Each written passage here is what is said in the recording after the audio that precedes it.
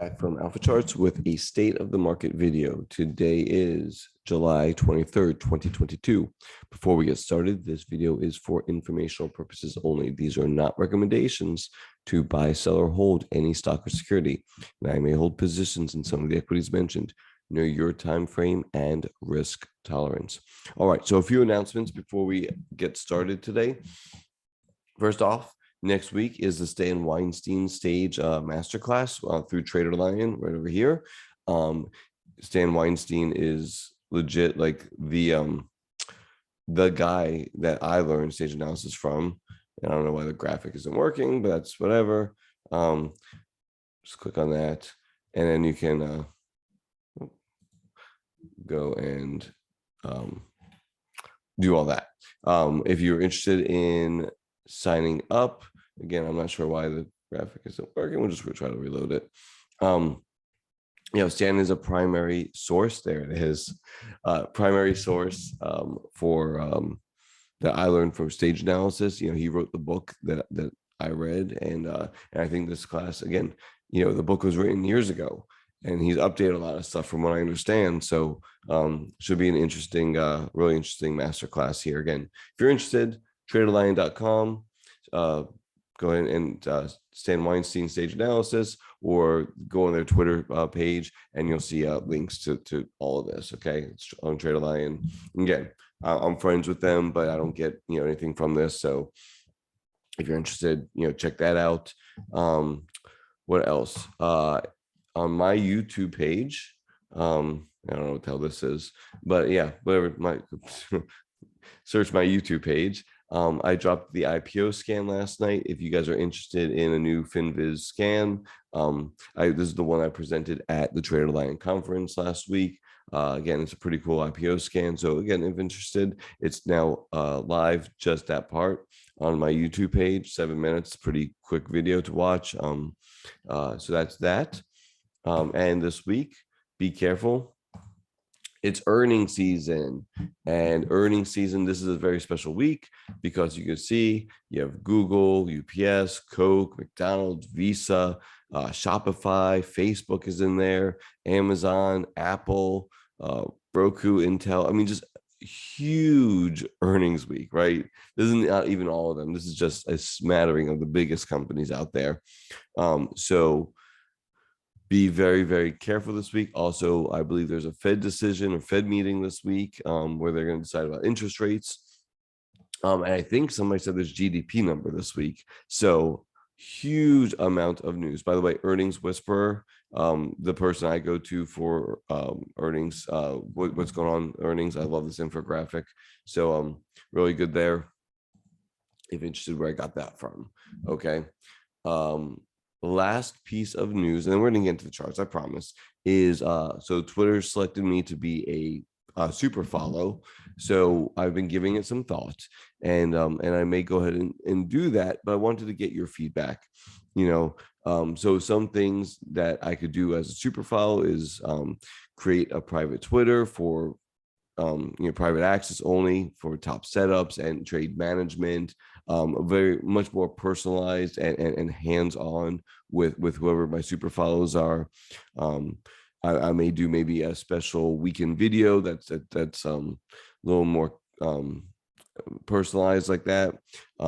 Maybe do like ask me anythings, basically access to me, basically DMs and priority responses, especially if you're on the the private Twitter page. In a midweek video, I'm thinking about doing that just for the super follows. But give me some more feedback. What else would you like to see, or what else would you want to see if you were to become follow me as a super follow? Charge would be, I'm thinking, around $10 a month, because super follow is a paid service. But I wouldn't consider this a service as much as it is more for private access, more for mentoring, more for just that more one-on-one, potentially one-on-one type access. So give it some thought. Leave me comments below, or hit me up on Twitter or something, and just let me know what you would like to see. Maybe I haven't thought of it yet. I don't want to make it very expensive. I want to make it where people can can do it. It's not going to cost a lot, and you're going to get a ton of value back for it. That's what I want. I want you guys to get a lot of value out of a very small amount of money. So again, leave me comments below. I really do want to see this. I think I'm going to go ahead with it, but I want to see, one, if you'd be interested in doing it, and two, what you would like to see. Okay. Again, for around a $10 a month or so, our price tag. Okay. Appreciate that. Appreciate all that feedback. Appreciate you guys liking and subscribing to my videos. Thank you all for the support. Let's get to the charts. All right. So let's start with the SPX, and it was a good week, right? I mean, on the week we were up 2.5%. Good week, but more importantly, let's go back to the daily. More importantly, we got back above the 50-day, which we talked about it, which is now flattening out, which we thought was very, very important, and prices above it. So longer term, we're still in a downtrend. Intermediate and short term, we have a little uptrend going. But I'll tell you, I didn't love this bar on Friday. I mean, even though we were down only 1%, a lot of what I was in ended up getting stopped out. Again, lower volume. So you got to trade the chart that's in front of you. And again, if you're trading indexes, this looks like a launch pad, right? This is great. It's very easy to define risk right here, actually. Long above, short below, right? So we'll see where that goes, next week. But I mean, way the movie out, this is nice. We may get even more of a counter trend rally, even into this area right over here.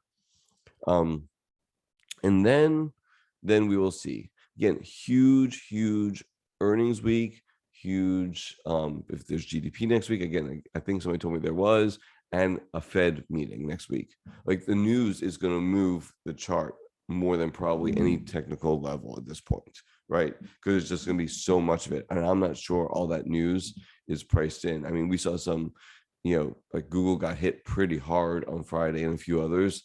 So maybe they're starting to price it in as we come into earnings. We'll see. But on the long side, I think, could we get up to this area? Absolutely, on the SPX. Like that seems like the path of least resistance right now.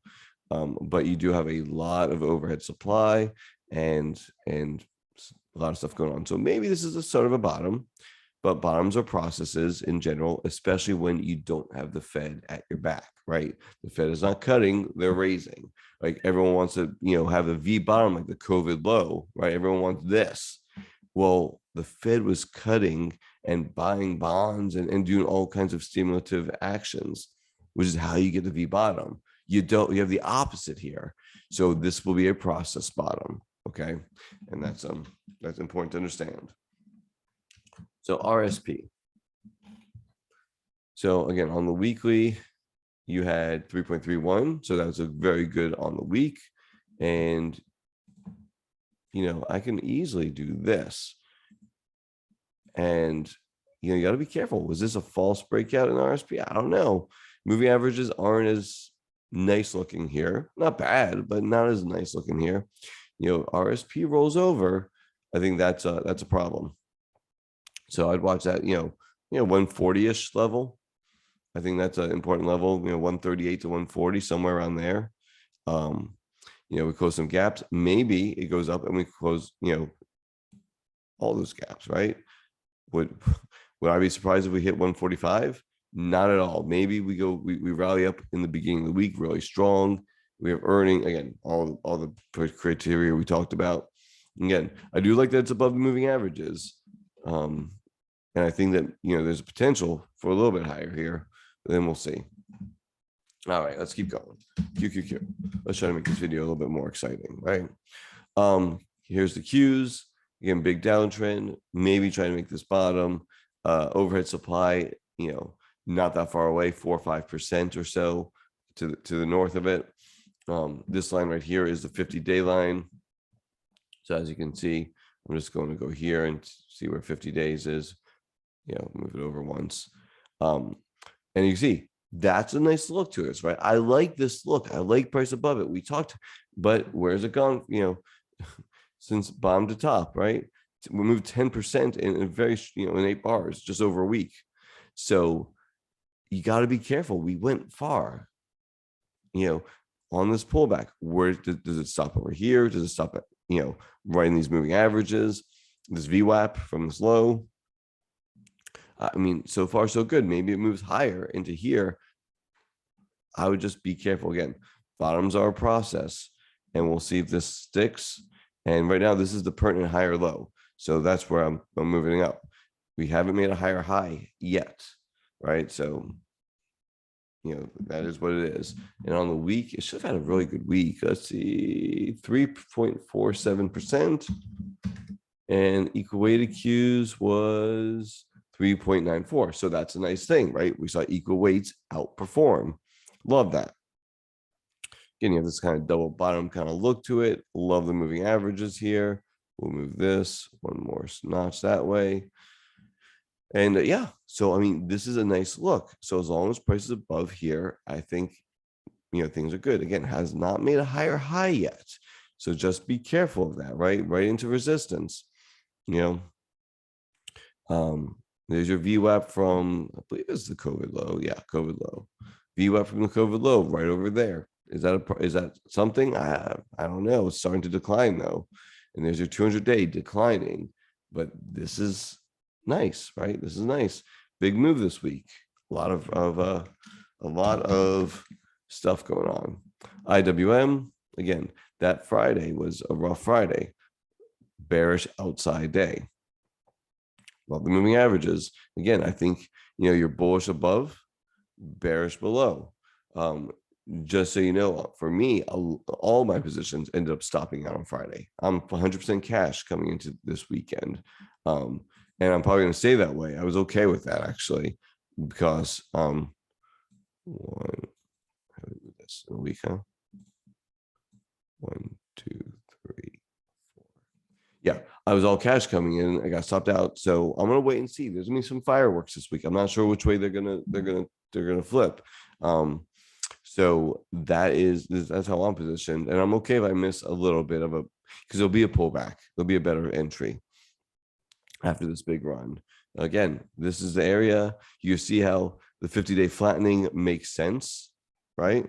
Price above it, that's a positive. If price falls back below it, that's a negative, right? So we'll have some pretty good movement this week. It's going to be interesting.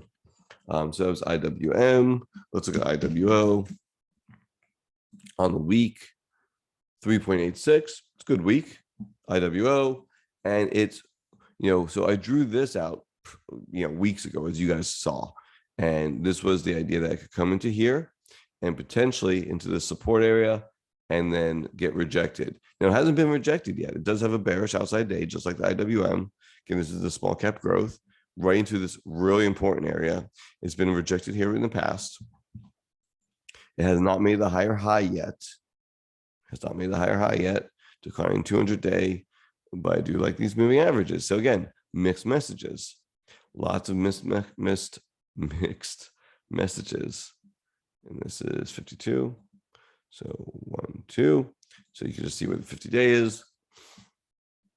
And then, so if we see some weakness early on and this falls back below these moving averages, be very, very careful if you have longs. Very, very careful. We'll see. That was IWO. And just to round this out, let's do MDY. There's your MDY. Again, looks like all the other averages. All right, let's get into the sector ETFs. XLF held where it had to. And I think that is the important message here, and continues to be held where it had to. It's back over here. Question is, on the weekly, is this a bear flag, right? Kind of looks like it on the weekly, but hasn't broken down yet, so not confirmed. Maybe this moves higher, close this gap right over here, right? This 33.76-ish area. We'll see what happens. But yeah, could this be a bear flag, especially on the weekly? Absolutely. So just be really careful. If we see XLF break to the downside, that would be watch out. That's a big problem, right? This could be one of your tells. Let's look at SMH. SMH, we talked about it last week, whether it was on this video or I think on my stocks to watch, how they look like they could have a good week coming up. They were doing a lot of things right. It broke below here, and it quickly was fairly quickly, got back above that area. Now, again, can I move this area a little higher to there? Sure, I can. Has not made a higher high yet. So right now, it's constructive. Maybe a false breakdown here, like these moving averages. Again, declining 200-day. So we'll see. Moved really hard. Does it pull back? Does it pull back to the moving averages and then move higher?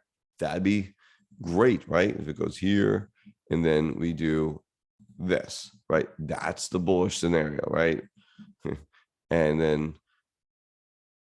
this would be the bearish scenario, right? And again, it may go up smaller, right? Like this, and then like this, right? Or something like that. Who knows? But the point being is that there's a bullish and a bearish scenario here. Again, has not made that higher high. So again, maybe it moves a little bit more. Maybe it pulls back, bounces, and then slams down. I don't know, but this is definitely the line. So if you're long, you wait for the pullback maybe into the moving averages, and then if it breaks below them, you could be out. That'd be a fair place to be long. Nice week. So that's the positive as far as SMH as an indicator, but it's kind of extended. We're going to find out this week. So hang in there, right? XTN, this is the transports. I know last week I think I did TX and accidentally, apologize for that. But XTN, equal weight transports, going to the weekly, right? You see, kind of like the XLF in a lot of ways, where there was a major area that was resistance, became support, got down to it, and it held.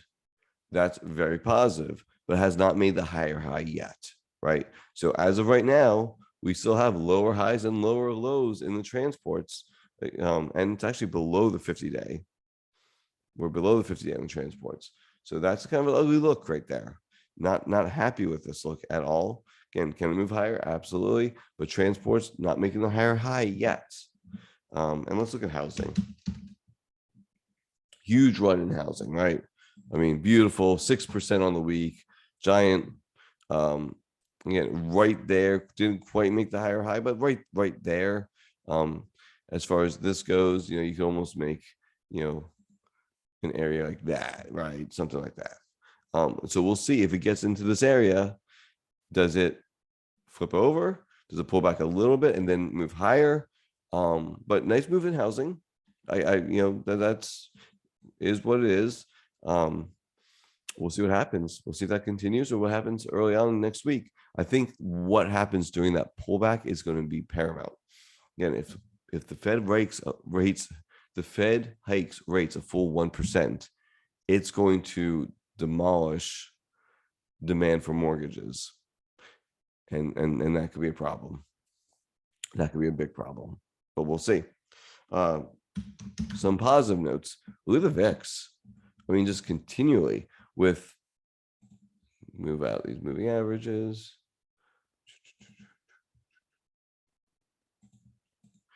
I mean, nice area for more of a trending market, 23.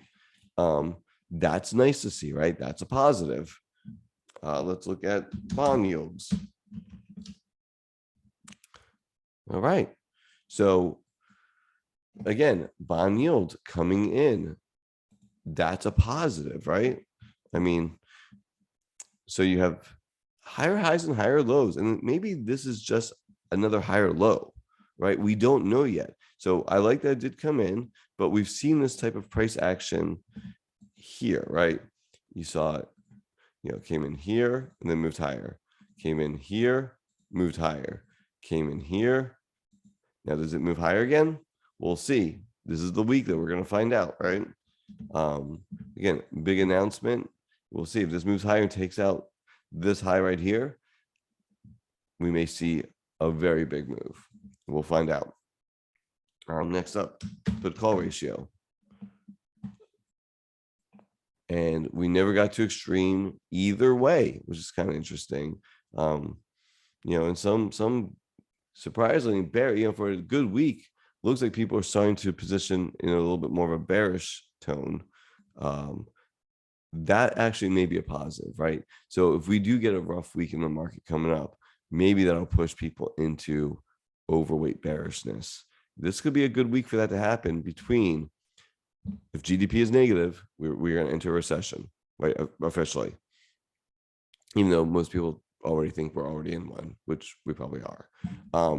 If Fed hike rates 1%, very bearish. If you start seeing Google, Apple, Amazon, and everybody else, Shopify, and Visa, McDonald's, if all these people, basically have poor guidance, forward guidance, you may see this push into this area again. And that's something to watch out for, see how the market reacts, but that could be what we're looking for, right?